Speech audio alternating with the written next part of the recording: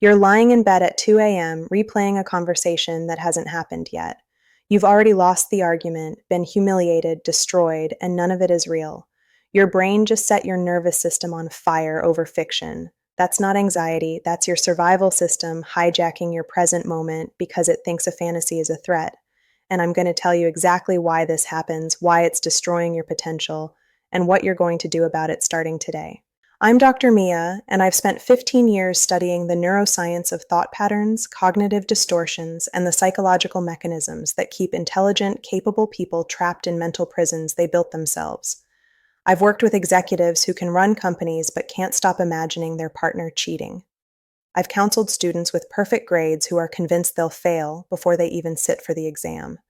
I've treated parents who love their children desperately but spend hours catastrophizing about disasters that have a statistical probability of nearly zero. And here's what I need you to understand right now. Your brain creating fake scenarios isn't a flaw, it's a feature. A survival feature that's been around for hundreds of thousands of years. The problem isn't that your brain does this.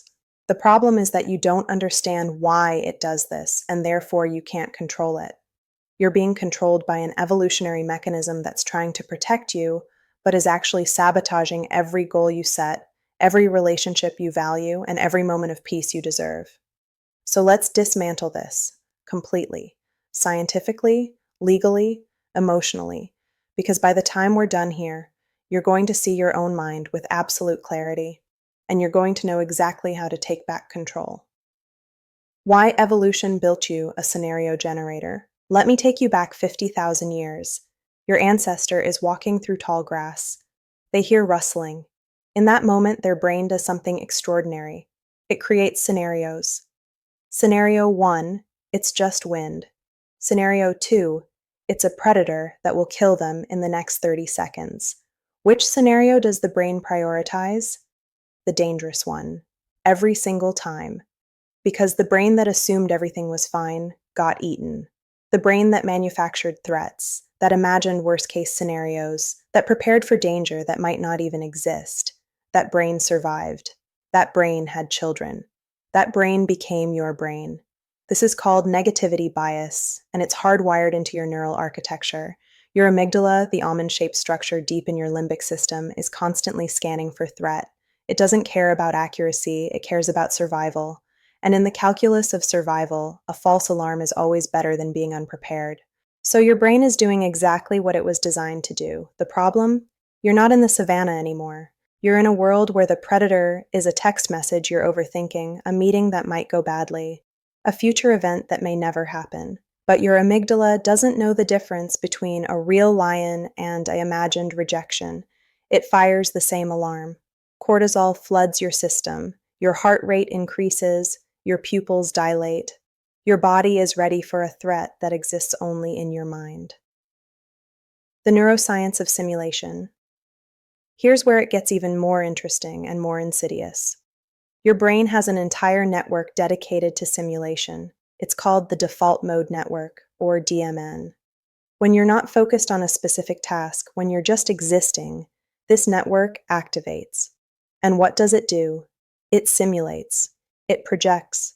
It imagines futures, replays pasts, constructs conversations that never happened and probably never will. The DMN involves the medial prefrontal cortex, the posterior cingulate cortex, the precuneus, and the angular gyrus.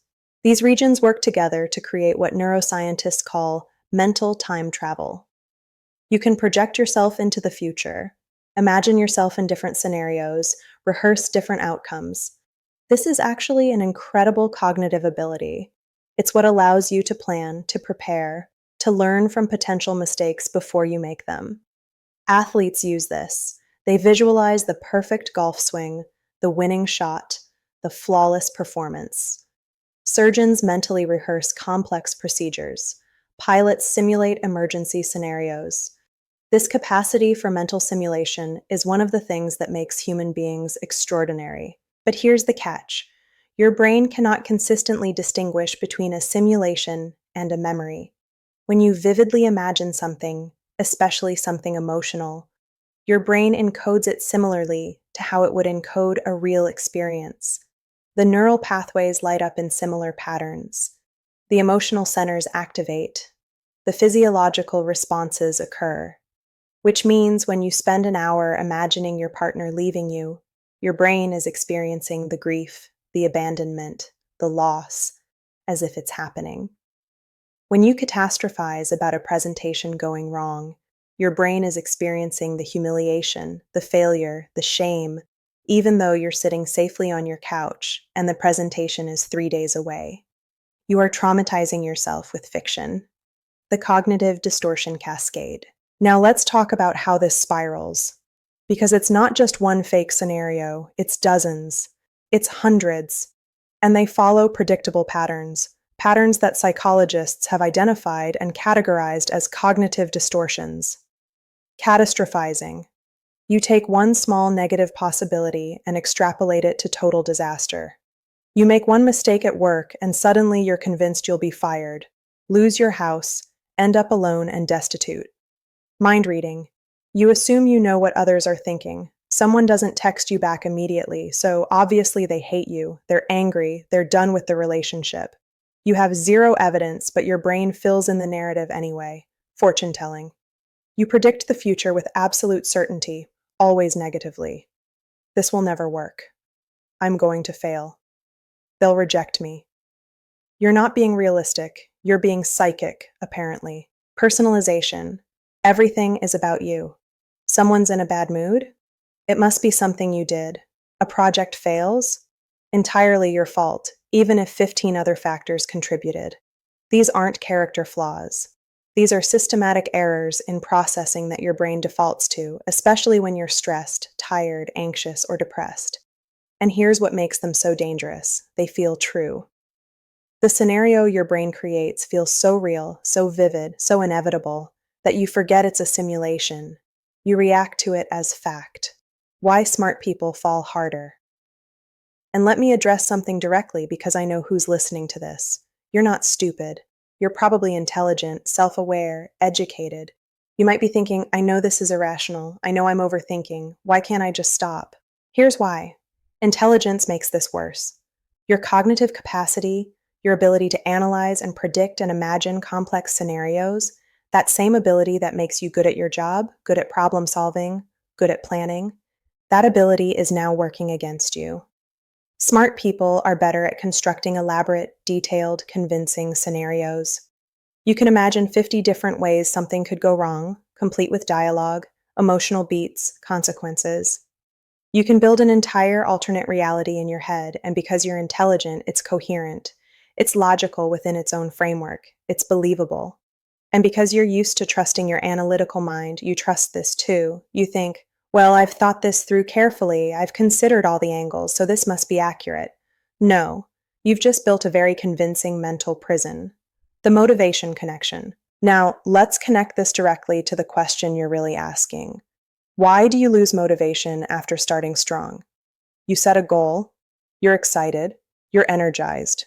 You start taking action, and then, within days or weeks, the momentum dies. You can't figure out why. You blame yourself for lacking discipline, lacking willpower, lacking commitment. But here's what's actually happening. Your brain starts generating scenarios about failure. What if this doesn't work? What if I'm wasting my time? What if people judge me? What if I succeed and then can't maintain it and everyone sees me fail publicly? These scenarios create anxiety. Anxiety creates a physiological stress response. And when your body is in a stress response, it diverts resources away from higher order thinking and long-term planning. Your prefrontal cortex, the part of your brain responsible for executive function, decision-making, impulse control, gets temporarily impaired. So suddenly, the thing you were excited about now feels overwhelming. The goal that seemed achievable now seems impossible. The action steps that were clear now seem confusing, and you interpret this as, I've lost motivation. You haven't lost motivation. Your brain has convinced you that the imagined failure is real, and your body has responded by trying to protect you from a threat, by making you avoid the thing entirely. The critics will say this is just positive thinking.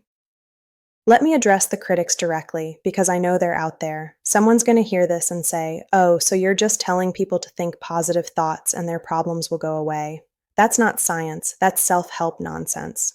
No. I'm telling you to understand the neuroscience of how your brain constructs reality so you can intervene in that process with precision. I'm telling you that your thoughts have measurable, documented physiological effects. This isn't opinion. This isn't manifestation culture. This is neurobiology. When you engage in catastrophic thinking, your hypothalamic pituitary adrenal axis activates. Your cortisol levels rise. Your immune function becomes suppressed. Your inflammatory markers increase. Your sleep quality decreases. Your cognitive performance declines. These are measurable, repeatable, scientifically documented effects. When you practice cognitive restructuring, when you identify distorted thoughts and replace them with evidence-based, balanced thoughts, you see measurable changes. Your heart rate variability improves. Your cortisol levels normalize. Your prefrontal cortex shows increased activation. Your amygdala shows decreased reactivity. This isn't me telling you to just be positive. This is me telling you that you have a dysfunctional pattern that's creating real harm, and there are evidence-based interventions that work. If you want to dismiss that as self-help, go ahead. Stay stuck.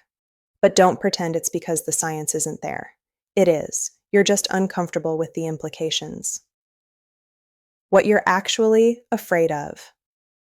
Here's the deeper truth that most people don't want to face.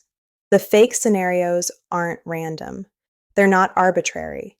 Your brain is showing you what you're actually afraid of. You're not just catastrophizing about a relationship ending. You're afraid of abandonment, of being unlovable, of being alone. You're not just worrying about a project failing. You're afraid of being inadequate, of being exposed as a fraud, of not being enough. These scenarios are windows into your core wounds, your deepest insecurities, your fundamental beliefs about yourself and the world. And your brain keeps generating them because it's trying to prepare you, to protect you, to make sure you're never blindsided by the thing you fear most. But here's the paradox. By constantly preparing for the worst, you're living in the worst. You're experiencing the pain, the fear, the loss, over and over in scenarios that never happen. You're choosing certain suffering to avoid uncertain suffering. The way out. So what do you do?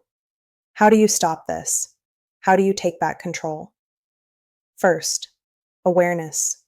You have to catch the scenario as it's being constructed. Notice when your mind shifts from present reality to imagined future. Notice the shift in your body, the tension, the anxiety, the physical response. You cannot change what you cannot see. Second, label it. Literally say to yourself, "This is a simulation. This is not happening right now. This is my brain generating a scenario." Create distance between you and the thought. You are not your thoughts. You are the awareness that observes your thoughts. Third, evidence. Ask yourself, what evidence do I have that this scenario will actually happen? Not feelings, not assumptions, not, well, it could happen. Actual evidence. Most of the time, you'll find there is none. And if there is some evidence of risk, ask yourself, what's the probability? What's the actual likelihood? Be honest. Be realistic. Fourth, alternative scenarios. Your brain is good at imagining negative outcomes. Fine.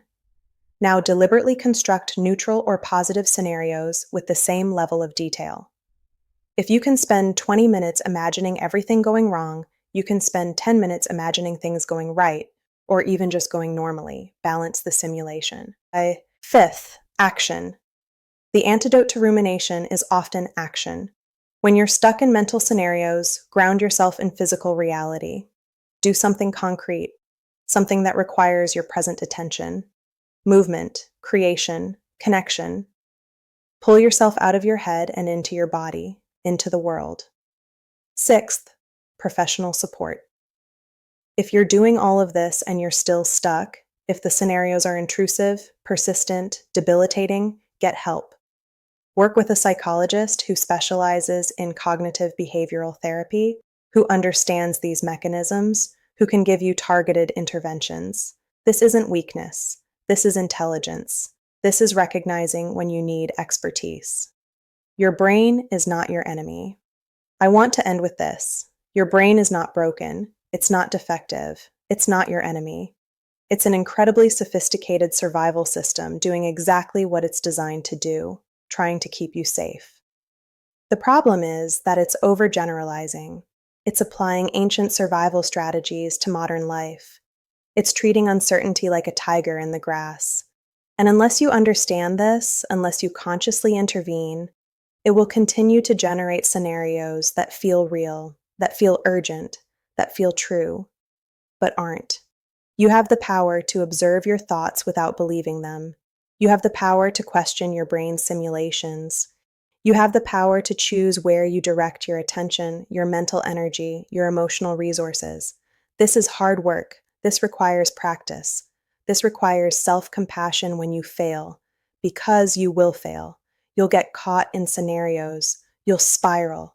You'll forget everything I just told you and spend 2 hours catastrophizing about something that will never happen. And then you'll remember, you'll catch yourself, you'll use the tools, you'll come back to the present. And slowly, gradually, you'll get better at this. The scenarios will still come. Your brain will always generate them, but they'll have less power. They'll feel less real. They'll fade faster. And that space, that gap between the thought arising and you believing it, that's freedom. That's where your life actually exists. Not in the imagined future, not in the simulated disaster, right here, right now, in this moment, which is the only moment that's ever real. So stop letting your brain terrorize you with fiction. Understand the mechanism, use the tools, take back control, and start building the life you actually want instead of the one you're afraid of. Your brain creates fake scenarios, now you know why, now you know what to do about it. The question is, will you?